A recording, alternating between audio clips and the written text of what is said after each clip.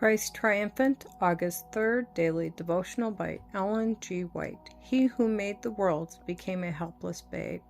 And the child grew and waxed strong in spirit, filled with wisdom, and the grace of God was upon him. Luke chapter 2, verse 40.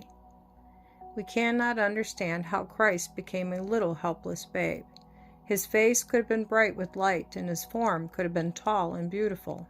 He could have come in such a way as to charm those who looked upon him, but this was not the way that God planned. He should come among the human family. He was to be like those who belonged to the human family and to the Jewish race. His features were to be like those of other human beings, and he was not to have such beauty of person as to make people point him out as different from others. He was to come as one of the human family and to stand as a man before heaven and earth. He had come to take our place, to pledge himself in our behalf, and to pay the debt that sinners owed. He was to live a pure life on the earth, and show that Satan had told a falsehood when he claimed that the human family belonged to him forever, and that God could not take the race out of his hands. People first beheld Christ as a babe, as a child. His parents were very poor, and he had nothing in this earth save that which the poor have. He passed through all the trials that the poor and lowly pass through, from babyhood to childhood, from youth to manhood. The more we think about Christ becoming a babe here on the earth, the more wonderful it appears. How can it be that the helpless babe in Bethlehem's manger is still the divine Son of God?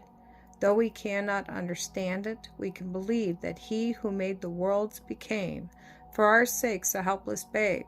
Though higher than any of the angels, though as great as the Father on the throne of heaven, he became one with us. In him, God and humanity became one, and it is in this fact that we find the hope of our fallen race. From his earliest year, Christ lived a life of toil.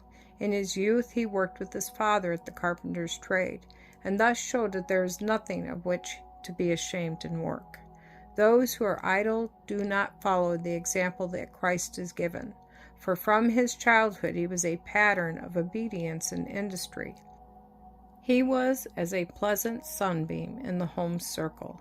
Faithfully and cheerfully he acted his part, doing the humble duties that he was called to do in his lowly life. Christ became one with us in order that he might do us good.